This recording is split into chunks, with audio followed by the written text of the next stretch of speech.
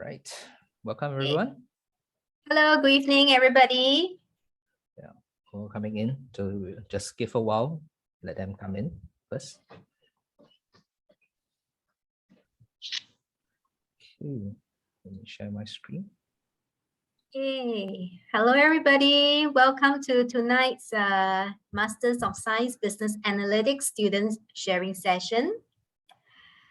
Okay, just let me, I can see people, joining the webinar. Thank you so much for joining us this evening. Okay, my name is Regine. I'm from the Nanyang Business School Graduate Study Office. Okay, I'm here with my colleague, Kenny, as well as our very special current MSBA students. And we also have a very special guest today, our incoming student, Kaushik. He's joining us this year in our August intake this year. So he's also here to share his experience on how he, prepared for his application, for the admissions interview, and of course to also share why he chose to join the Nanyang Business School MSBA program. Okay, so let me see. Okay, so I think there are people still joining in. So just let's take 10 minutes. I mean, not 10 minutes, 10 seconds before we start the sharing session. Okay, I think more or less everybody is in already. Thank you so much once again for joining us this evening. So, so before we start the session, I'll be introducing our students as well as our incoming students to everyone here so that you can get to know them a little bit better. Yeah. Okay, so first, I would like to invite Manfong to, give a brief introduction about herself. And what she was doing prior to joining the program. Thank you, Regine. Hi, everyone. My name is Manfong, and I previously studied in the UK at King's College London, and I did a bachelor's in economics and management. So the reason I wanted to join the MSBA at NTU is because when I was doing my degree, I found that while I like economics, I found it to be very theoretical. And at the same time, in university, I also did various internships during my university time, including property research and analyzing data quality. And from these experiences, I found that I actually like to analyze data a lot. However, what I didn't know was that jobs nowadays requires everyone to have knowledge of programming. And so when I started doing job search, when I was about to graduate, I found that a lot of these data analytics roles requires knowledge of coding, which I did not learn in university. So I decided to find a job to get a bit of work experience first and understand how the working world is like before applying for the master's at NTU. Yeah.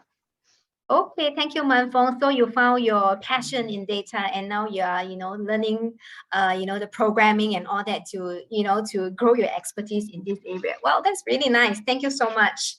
Okay, so next, I'd like to invite Chen to introduce herself as well as to share what she was doing prior to joining the program. Chen, over to you. Hey, thank you, Regine. Hello, everyone. My name is Chen, and I study my undergraduate course at Singapore Management University and major in accountancy. I graduated in 2018 and started my career as an internal auditor at Credit Suisse.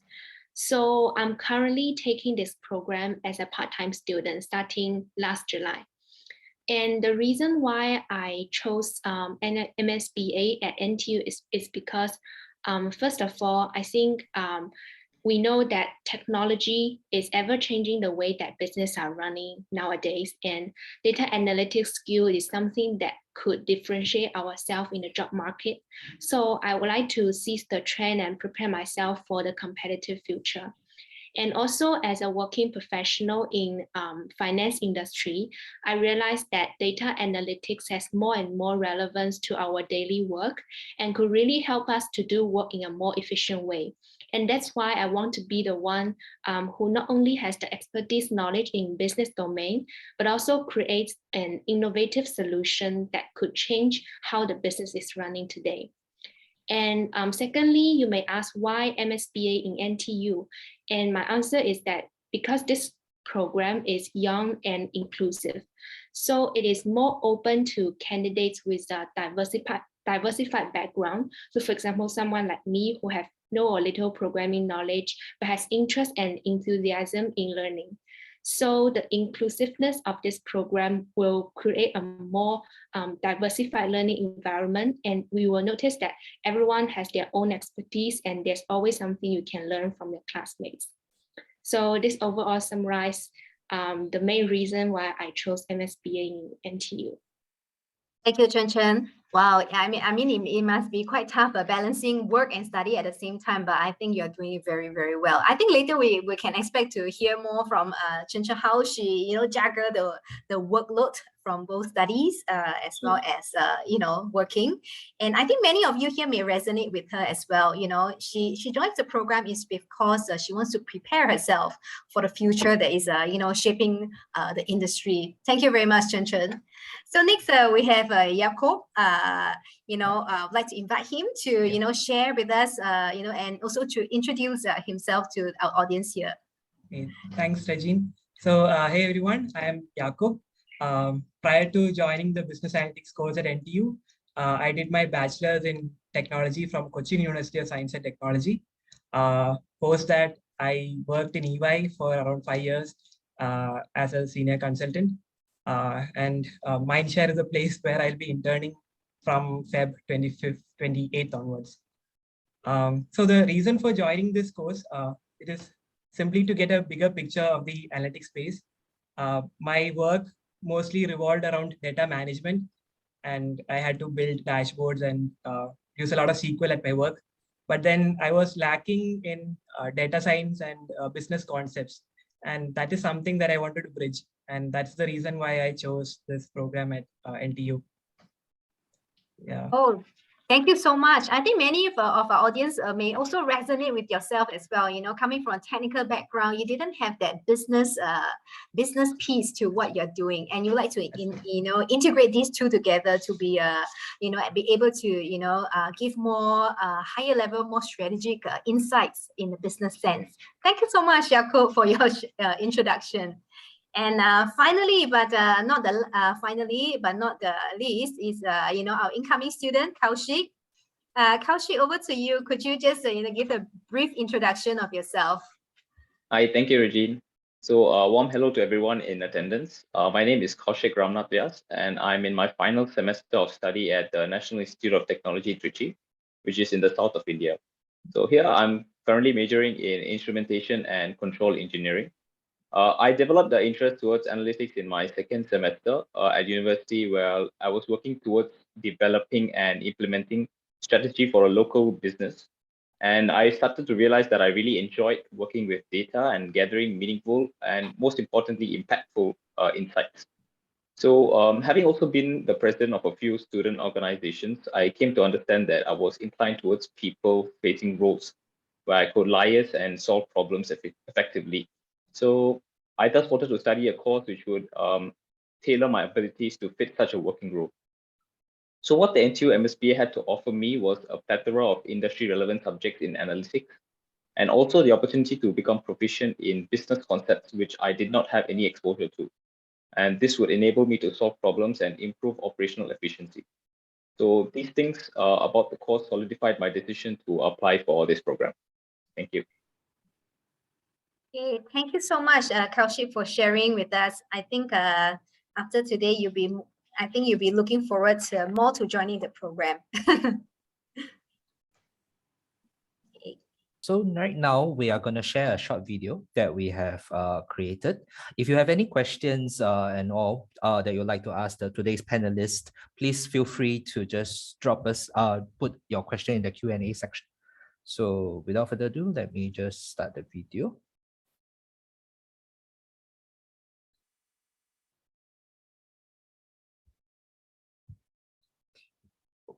Share, see my screen. Right, so I'll start.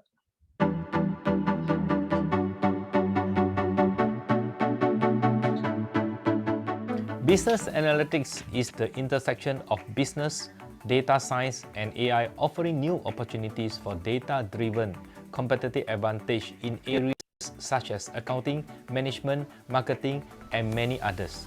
However, many may find that the entry point to learning the technical skills required to carry out data analytics difficult.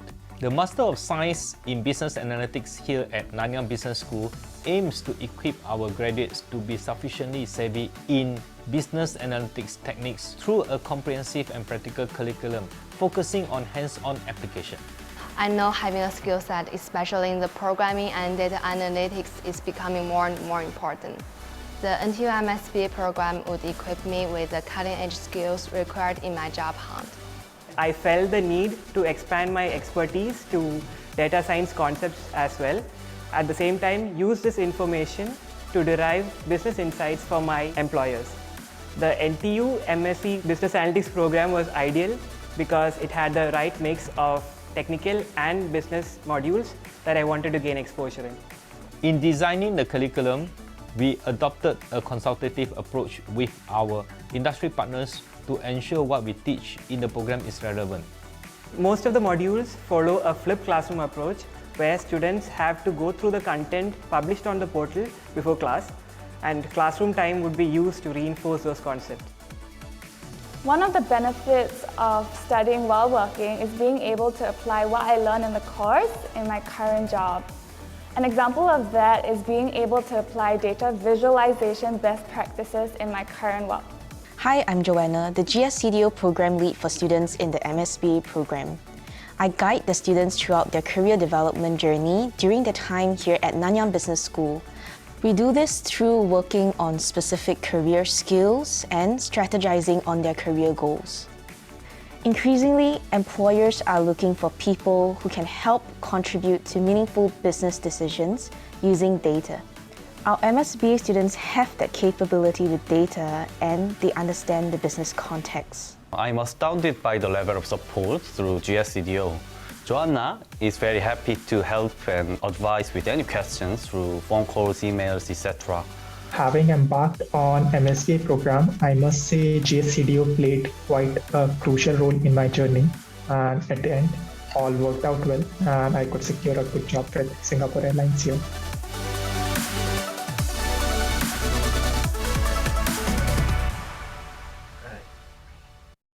Okay, so I hope you enjoyed the video. And also, if you have any questions, please put it in the Q&A. But before that, let me start with some of the questions that we have prepared beforehand for our panelists today. So the very first question, I believe, is a question that we give to a lot of part-time students. So I'll direct this question to Chen. Okay, so as a part-time student, what is the course workload like for you on a weekly basis? Okay, thanks, Kenny, for the question. Actually, the workload was also something that I was concerned about before joining the program, because as a part-timer, I have daily work to handle. But after going through 2 trimesters so far, I would like to assure you that the workload is definitely manageable for me as a part-time student, because on the one hand, the course unit for part-time student is usually only half of that for full-time student. So every week I have only 2 days of night classes. Plus, I will also utilize my weekends to review the course content and work on the assignment and project. So it is still flexible for me to manage my time between work, school, and personal life. And also on the other hand, we are always informed of the deadline or timeline on the expected school work at the start of the trimester. So there's always sufficient time for me to prepare and juggle my work around. So don't worry about the course workload, whether you're going to be a part-time student or full-time student. I believe this has been carefully thought through by the program office.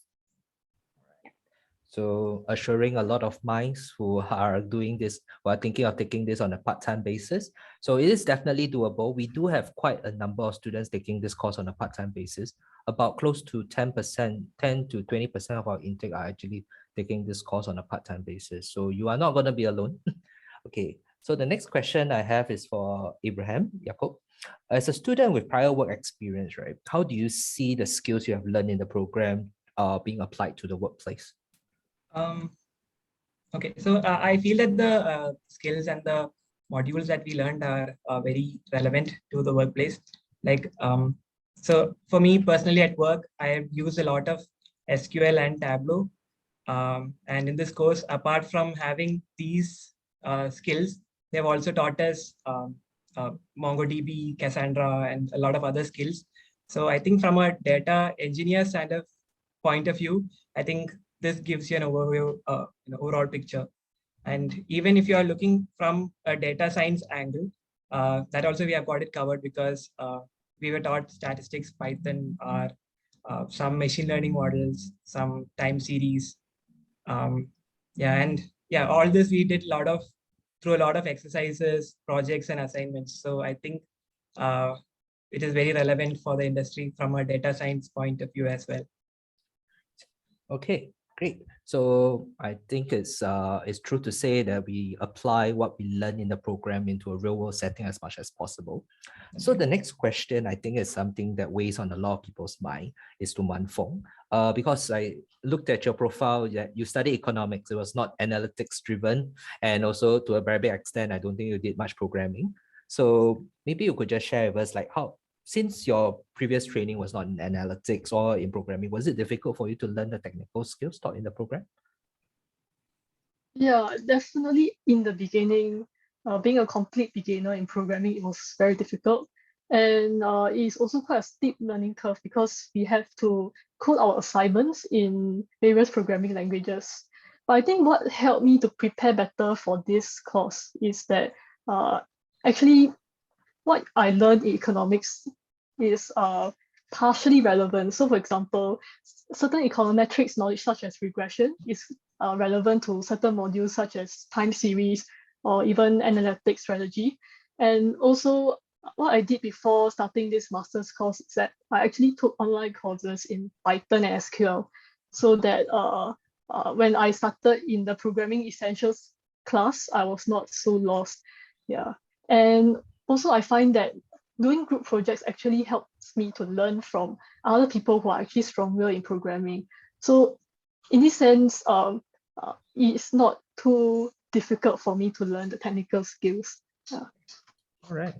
So I think it's truth to say that for students without background in programming, you don't have to really worry. We do have the confidence that we can teach you all the programming skills required. Of course, if you have learned some of them before, your learning curve will be less steep.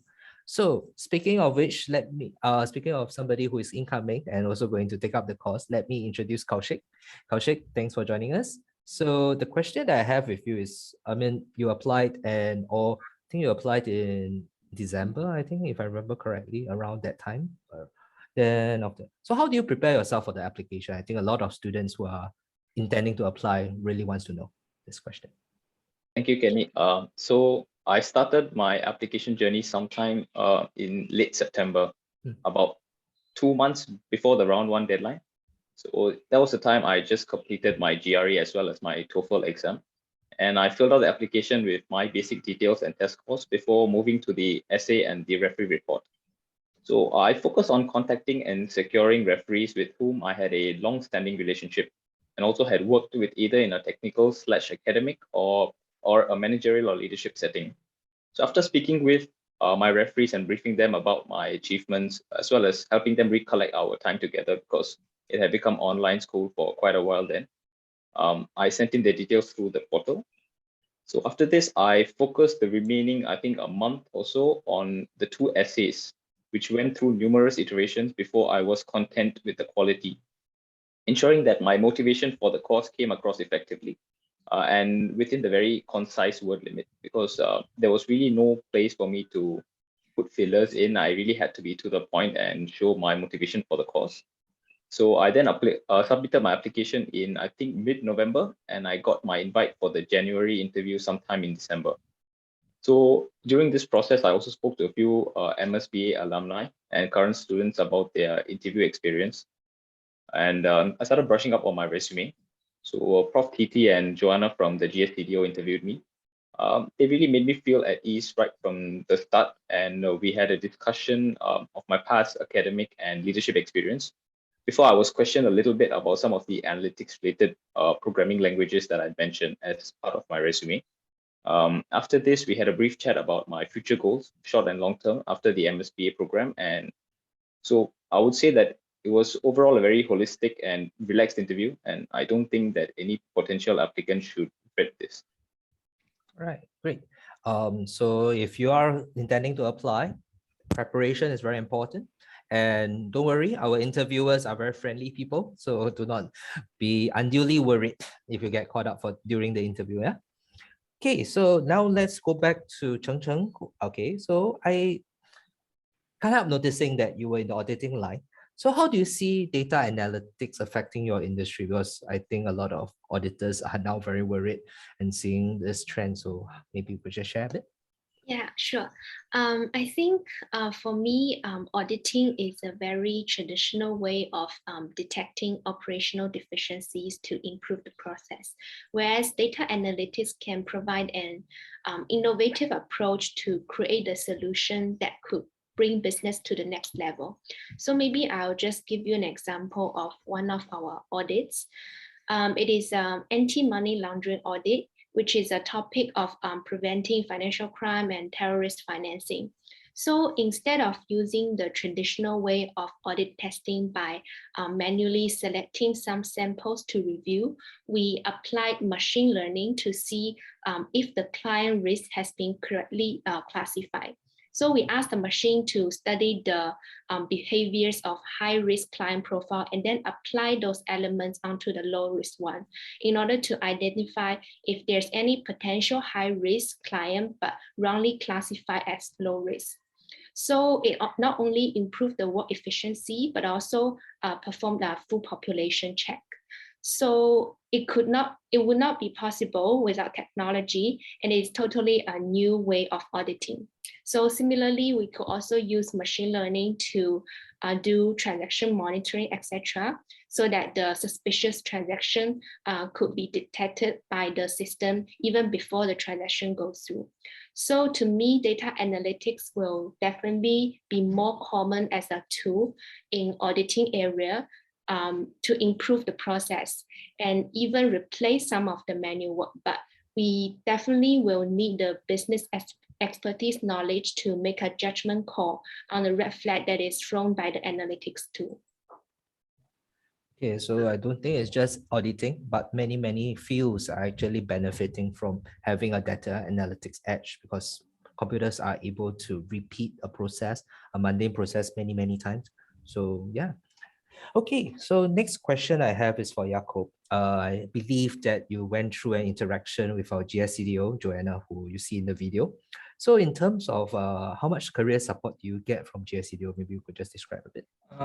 Okay, so my experience with GSCDO has been very pleasant actually. So, okay, let me just set the context first, right? So some of us could not, had to attend the first trimester online because of travel restrictions. And we were like really worried whether we would be able to get our internships on time for trimester 3. But then the career service was very always within our reach. Like we could always ping Joanna or, call her or write a mail to her and she would always get back with the questions, the answers to our questions. So, so that is where I actually found the GSCDO to be very helpful. Apart from this, they also like exposed us to a lot of jobs and internship opportunities. Even the internship that I've got with Mindshare, that is also through Joanna. They also like organize a lot of networking events and skill building workshops. For example, say building your interview skills. So yeah, all this were done by the GSCDO. Okay, so GSCDO actually takes a very active approach to helping all our students. In fact, when they joined the program in July, GSCDO has started contacting them about resumes and also how to better write their resumes. And also, if you do join us, one thing you will notice is that GSCDO is very active in helping you. Okay. So the Sorry, next I question. just wanted, Yeah. sorry, Kenny, I just wanted to jump in at this point. Some of the audience may be wondering, why Jakob is doing internship during the trimester 3. It's actually part of our curriculum, actually. In trimester 3, we actually have a data practicum module where students can actually, embark on a full-time internship while, still doing the program, because our classes are usually in the evening and sometimes on the weekends as well. So students can actually do a full-time internship during trimester 3. Another option is to do a research project with faculty members as well. But I think a majority of our students choose to go for internship, if I am, correct me if I'm wrong. Yeah, about 90% of our students choose to take up the internship route. Of course, there are some with project route because they have something in mind. So yeah, it's a very popular route because I think it gives the students a very good way to apply what they learn. Okay, so the next question I have is for Manfong. I think this one you answered a bit in your previous answer, but let me just give this advice. I think, how would you advise students who have no background in programming? How would you ask them to prepare themselves? So I think the first one will definitely be to take online courses. Nowadays, there's so many courses on Coursera, you can just take it for free. I think it's good to learn more in Python, R, and SQL, since these 3 are the main languages that we'll be learning in this course, and try to learn the basic concepts of all of this. And after learning the basics, you can start to try to write various short code to see you can create the output that you want to see. And also it's good to play around with the code and make as many mistakes as possible, because I think this is how I learned the most. And it definitely helps you learn the course much faster. Yeah. Right. So a lot of online resources to get yourself prepared for the course itself. Yeah. So the next question I have is for Kaushik, our incoming student. So you went through the route yourself. You have quite an extensive one. Our closing date is on 31st of March, which is 1 more month, almost a month away, 1 month and probably 7 days away. So what would you advise potential applicants to the MSc Business Analytics? What would you advise them to do? So thank you, Kenny. So my main advice for everyone applying for round 3 would be to focus on getting your referee choices right. Because speaking with people who applied for not only the NTU MSBA, but universities in the US, they come and tell that with a good set of referees who can really speak about their qualities in depth, you can really add a lot to your application as a whole. And because NTU, from what I've learned, does not look at just your grades, it's more of a holistic approach. So this is something that should really be taken into consideration. And also when it comes to the referees, preferably choose someone who can elaborate about your academic performance, one person, and maybe the other one who can speak about your extracurricular engagement, such as maybe leadership roles.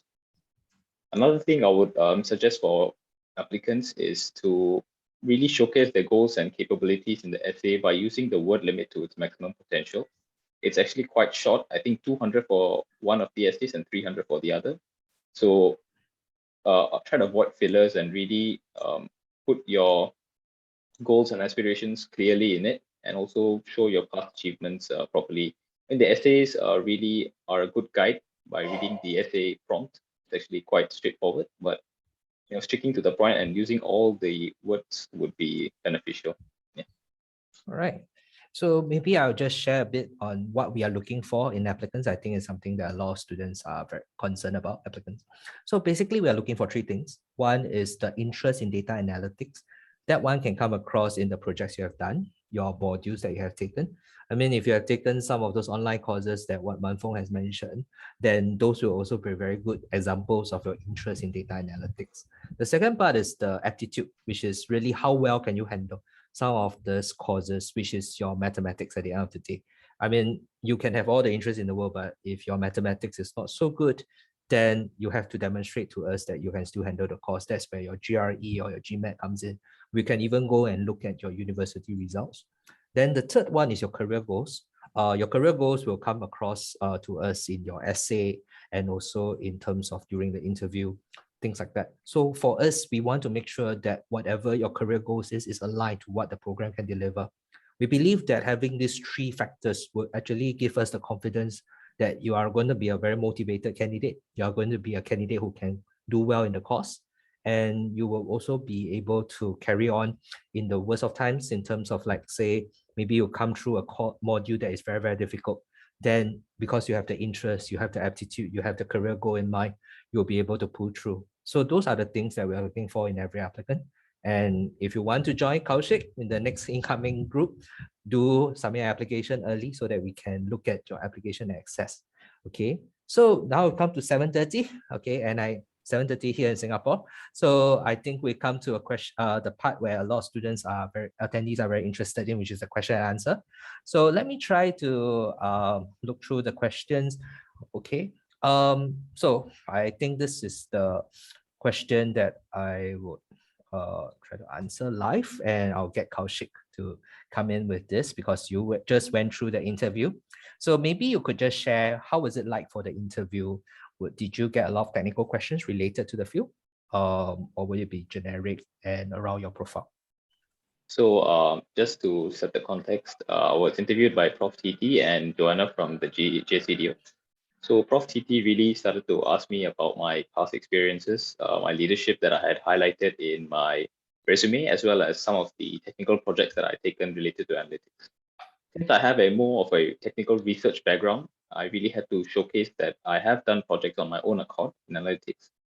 And I had mentioned some technical skills such as competency in Python, SQL, and so on and so forth. So Prof. TT took the time to ask a few questions to ensure that I had the competency in the technical fields that I claimed I had.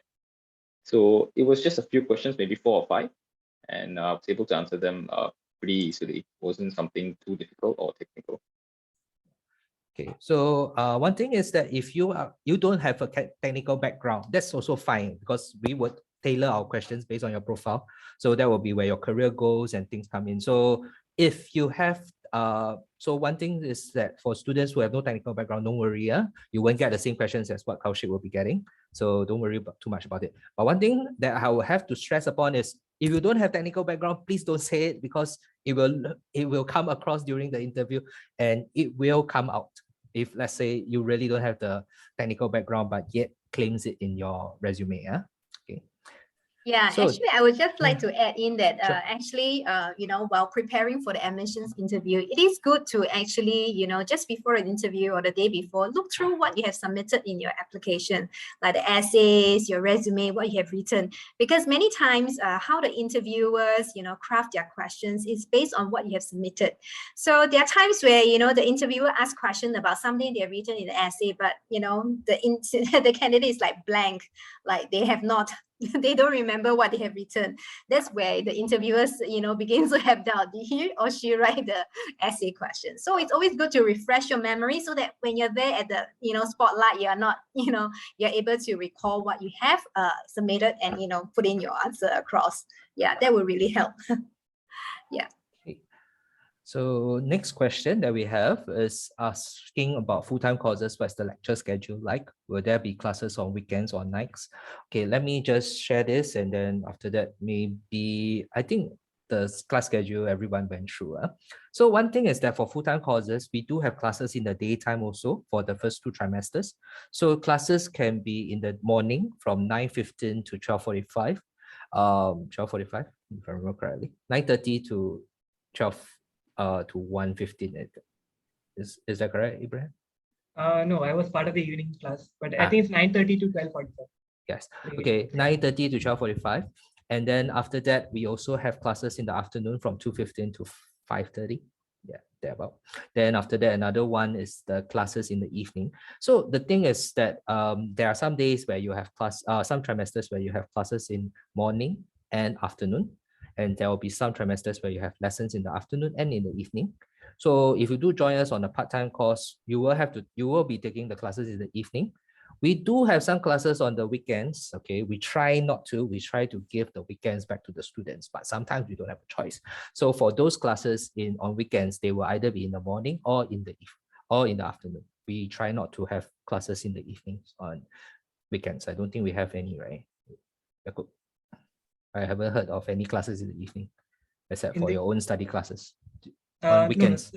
No, weekends. At times when there's a public holiday that falls, then they might shift the class. But yeah, but very rarely. Yeah, it is very rare. We try to keep our schedule as tight as possible, but unfortunately, because this is a 1-year full-time course, it is going to be very intensive. So if there is a public holiday, you will have to make it up somewhere. So unfortunately, this is the case. Okay, so I hope that answers your question. So the next question from Ariel is asking, what do you value most when evaluating applicants with working experience? So maybe I will get Chen to answer this question. So I think to just ask about your own interview experience, how was it like for you? Do you remember? Yeah, it was more than 1 year ago, but I think one of the questions I get during the interview was, why do you want to take business analytics since you already have this work experience? And I think for me, especially, I don't have technical background also, because I studied accountancy in the past. And I think, so what is important for me is to demonstrate my interest in data analytics. And also as a working professional, it is also important to know how is data analytics going to be applied in your daily work. So this is something that I think interviewers also looking for. Right. So I think what we want really is to look at how does your work experience enhance the learning. Of course, we really value students with work experience because they give a real world context to the classes, because you could talk about in theory, but the application is really the most important part of the whole deal. Okay, so next question we have is, are there any research prospects we can look for within the course and in the university? So maybe I'll just answer this part because I think, okay, so this course is a coursework program. We don't go through research. So you have to go through the course, you have to go through projects and all. So if you intend to do research, I mean, we do have other routes that you might want to consider.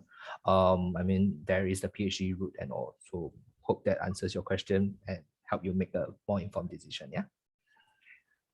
Okay, so I think this next question I would like to Manfong to answer, because I think she had a lot of choices when she was. So what made you pick the MSBA program from NTU over a similar course from other universities? What are the key deciding factors? First of all, Manfong, before you answer this question, were you considering other universities?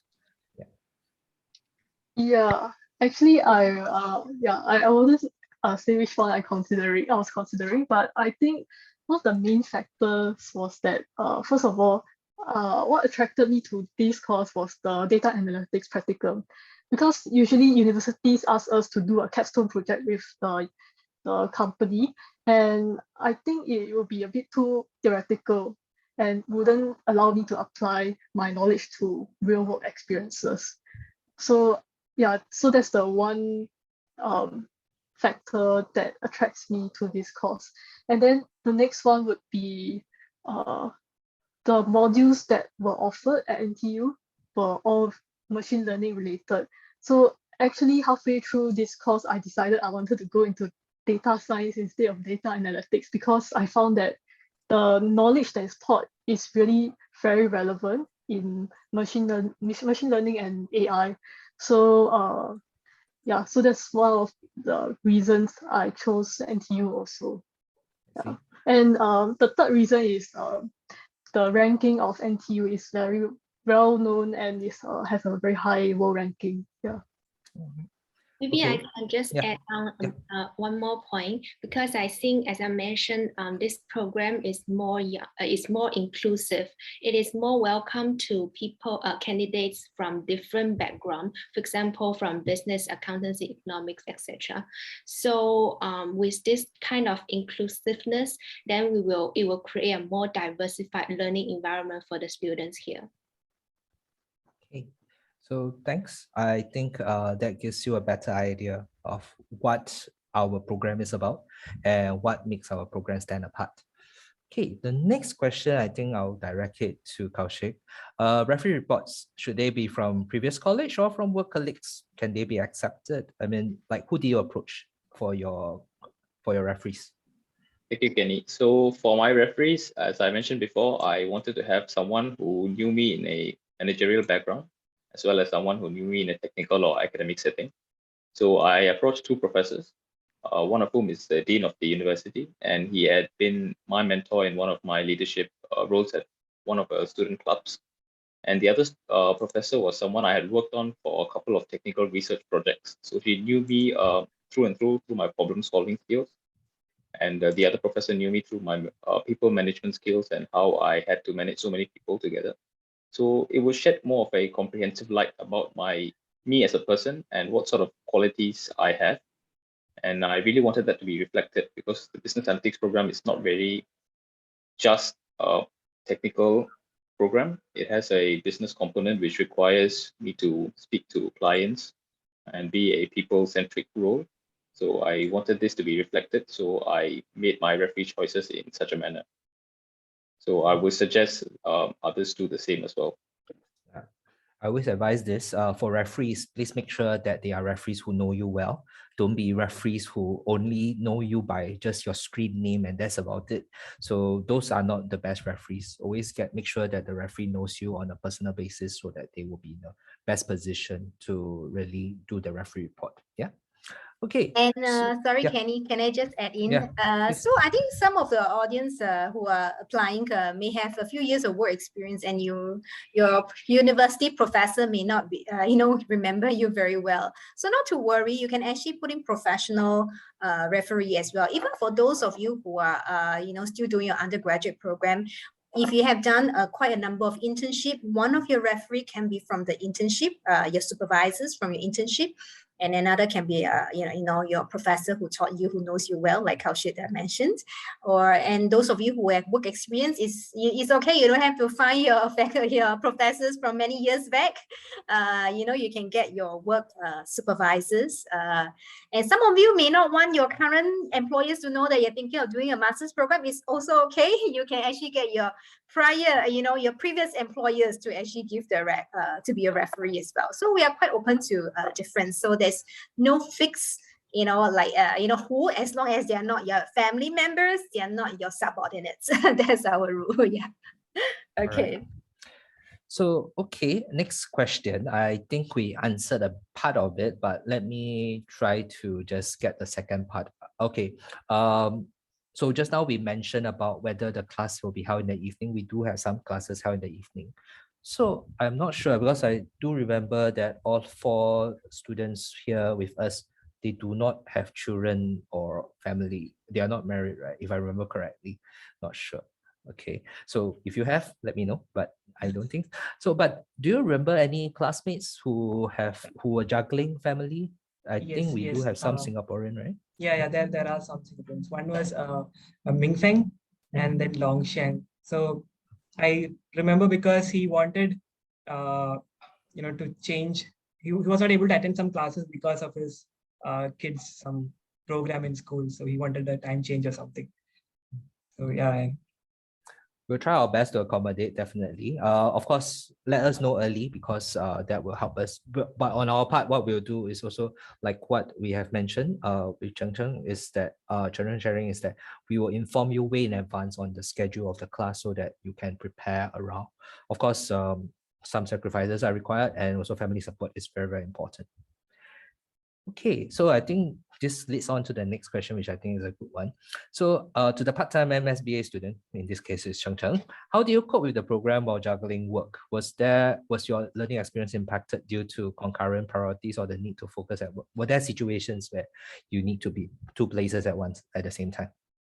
Actually, from work perspective, I did had a communication with my current employer. Actually, they are my referee, one of my referees to this program. So they do know that I have this part-time commitment on this master program. So, and also because I only need to attend like 2 lessons per week after work. So they do know that I have this courses after work. So what I would do is to maybe leave a little bit earlier on those 2 days, but compensate some from other working days so that my work is not compromised. And on the other hand, from the study perspective, I don't think it will be impacted, because even if you are full-time, I don't think it's possible for you to spend every minute in studying the course. So for me, it is just perfect for me to utilize the after work hours and also the weekends to review the the course content, also to complete the projects and assignment. So I think it is more important to find a balance between work and study. But I think as long as you manage to do it, I think it is definitely manageable. So in terms of I would say the class schedule and all for part-time students, we always encourage you, whether if you're taking our courses, whether is it the MSc Business Analytics or any other courses on a part-time basis, your employer buy-in is very, very important, because they will then be understanding and release you earlier and all. So it's also a good way for you to also demonstrate your value, because you can apply what you learn in the program back to your work also. Okay. So the next question, I guess I will bring it to Jakob. Are most of the modules independent self-learning, or are there more individual assignments or team-based assignments? How are those courses like? I would say it's a mix of all three. So, so before we enter the class, we have to do some self-learning on our own. Like we have got this portal called NTU Learn. So we'll have to do the pre-readings from that. So that is a self-learning part. And then apart from that, we have got individual assignments that we have to do just by ourselves. And then group projects will be in a group of 4 or 5. So all modules will have either one or combination of them. So it's a mix, because we need to know which are the ones that will be the most effective. Of course, if you are teaching things like statistics and all, there will be some that have exams, because we need to test your understanding of some of these subjects. Yeah.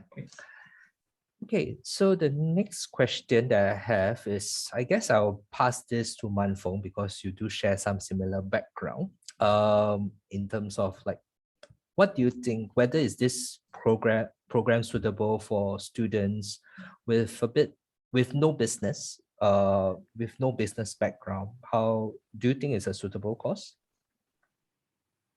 Actually, my degree was in economics and management, so it has a bit of business management background. But I think to a large extent, yeah, I also take a lot of economics modules. So I think for this case, I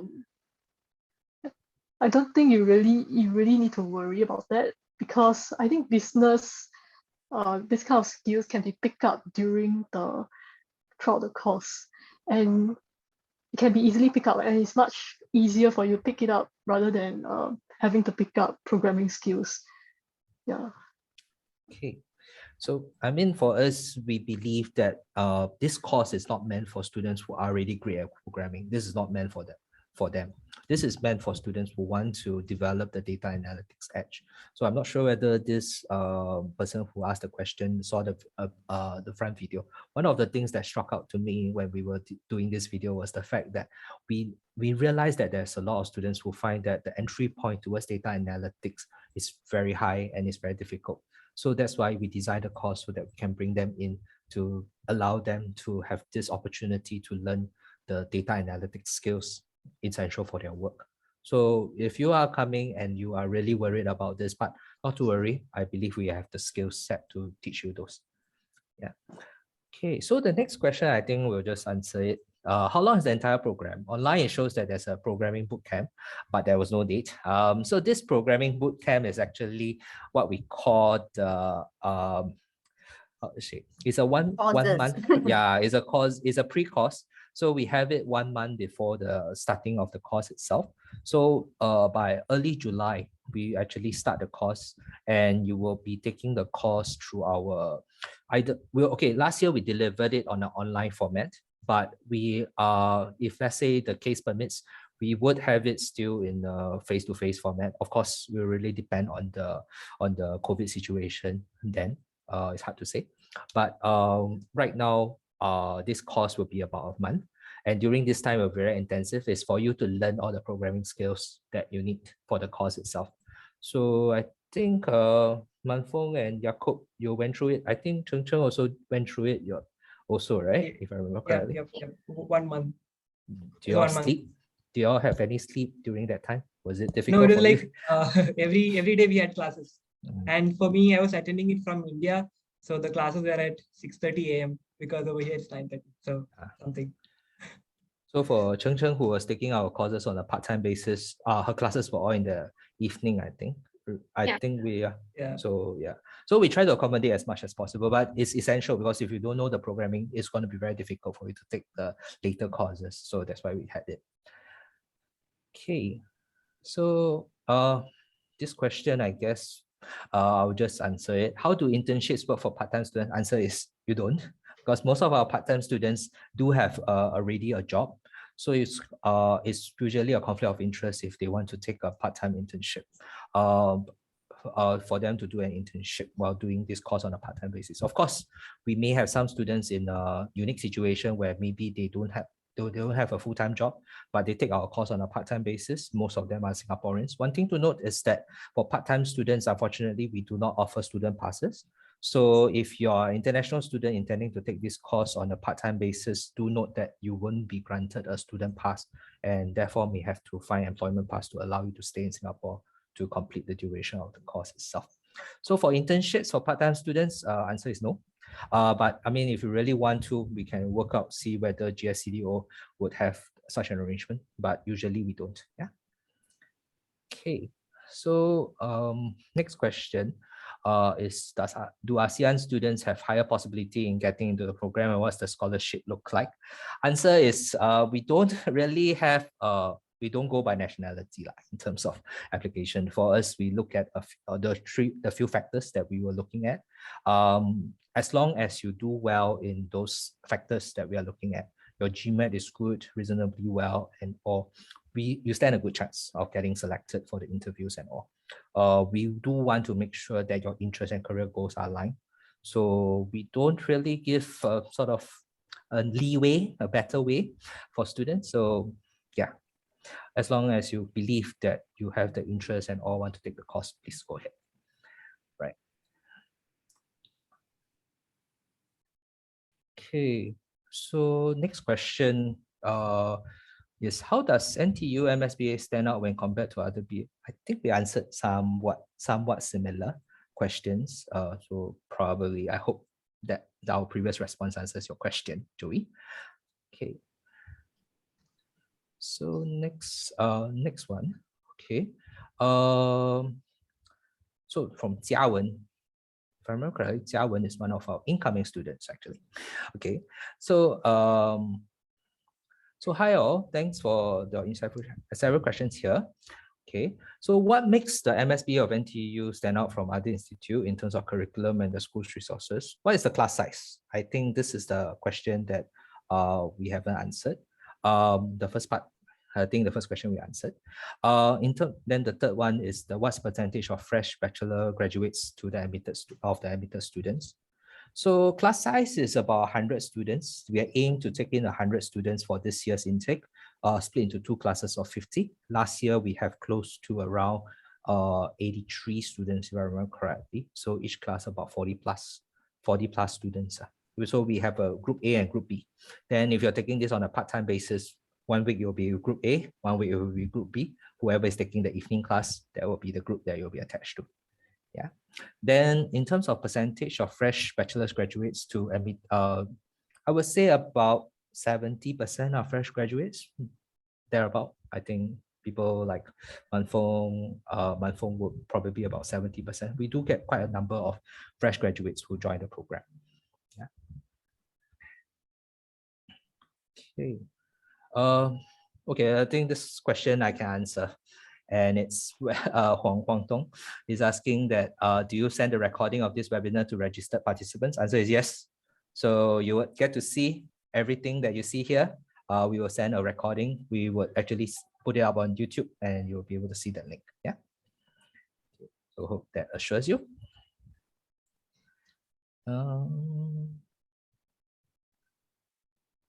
Okay. let me see, because I'm aware of the time, so we have about 5 more minutes.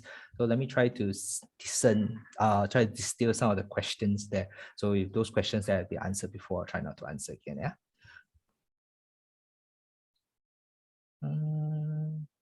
Okay, let me ask from Jiyun Lee.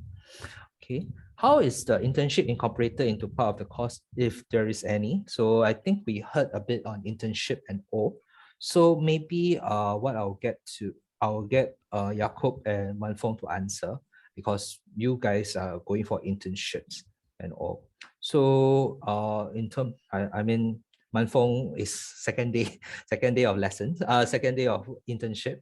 So how do you apply what you learn in the program? Do you get to see like maybe your employers during the interview itself? Because all our students, when they go for the internship, they have to go through an interview. So it's not easy, it's not an immediate placement. So maybe I get my phone to share first. How did your experience, how did your learning from the MSBA course help you secure the internship?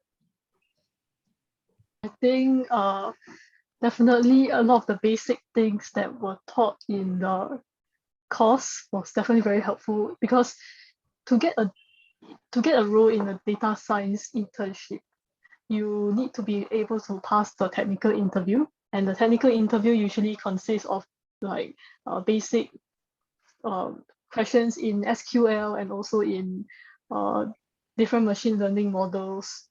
And yeah, so I think what I learned in the course helped me to answer all these questions. And as to how it helps me in my current internship, I'm still not too sure because it's only my second day. But what I foresee is that from what I learned during the course, the Python skills that I learned would be definitely very helpful. And also understanding how the machine learning model works in university helps me to be able to apply in the internship. Yeah. Right. So maybe Jakob might get you to share a bit on how. So similar to Minfong, like my internship was also not yet like started, so it only start on Feb 28. But then I can walk you through my internship, the interview process. So I had attended like 2 interviews. So the first round was a technical interview, and usually it'll be Python and SQL. So the things that we had taught in class for the trimester 1, it covered most of it. So then it was round number 2, where you'll meet with the interviewer directly, and then he'll ask some face-to-face questions. So I think I just had to attend 2. The second one I was like through. Then I didn't sit for many other internships, interviews or tests. So I mean, whatever you learn will definitely come out during the interview, and I'm sure you're gonna apply it in your practicum itself. So yeah. Okay, so I guess we have time for another 2 questions before we call it a day. So let me get the next question. So this one is from a student who is asking, is the practicum with your existing company, if you are attached to one, can you take internship or practicum with your existing company if you're attached to one? Will this project have supervision from faculty? The answer is it's possible, but we do have some learning objectives that your company would have to do. So what will happen is that the JD, the job description of this internship, would actually have to go through us. You have to let us take a look, and then after that we'll discuss with you on the deliverables of the practicum. So that will be in a way the faculty supervision in that sense. So it is possible, of course, especially if you are already sponsored by your company. Definitely we will try to work something out to make sure that whatever you learn can be applied and helps you in your application for company support. Yeah. Okay, so I think I will take the last question here. So I'm in this spot where I'm picking the last question of the day, and I hope I don't disappoint too many students who are here. Okay, one of the questions that was,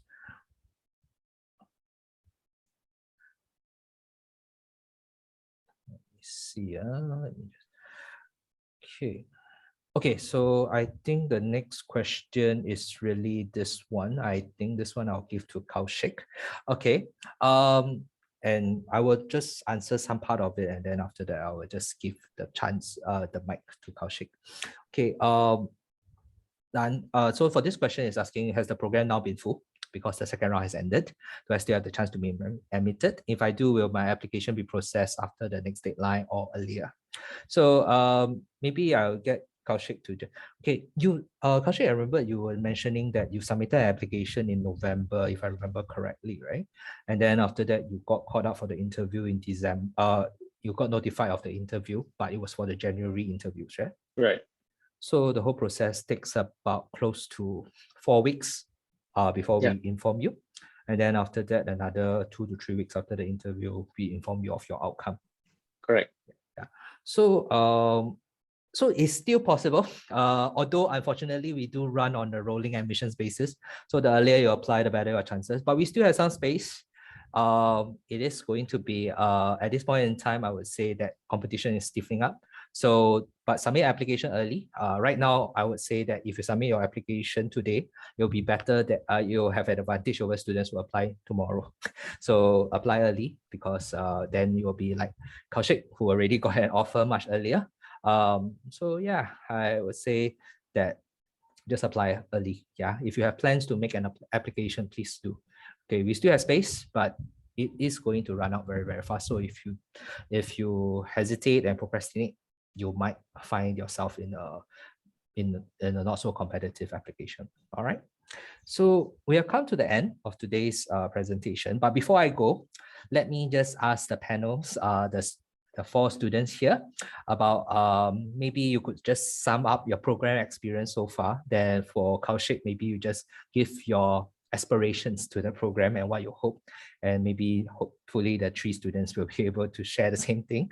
So maybe in one sentence, share what is your thought of the program so far for the current students. So I'll go with the 2 ladies first. So I get Chen, maybe you could just share.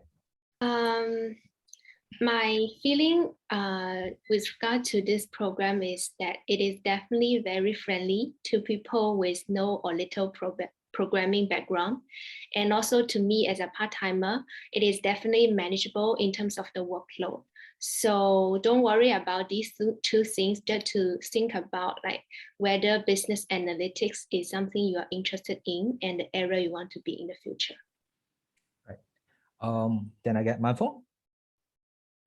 I think one word that I can use to describe my experience so far is fruitful, because I think within the past 8 or 9 months, I've already learned so much, and I didn't think it was possible to learn so much. But I think the curriculum was actually quite well designed, and it allowed me to learn all aspects of business analytics. Yeah.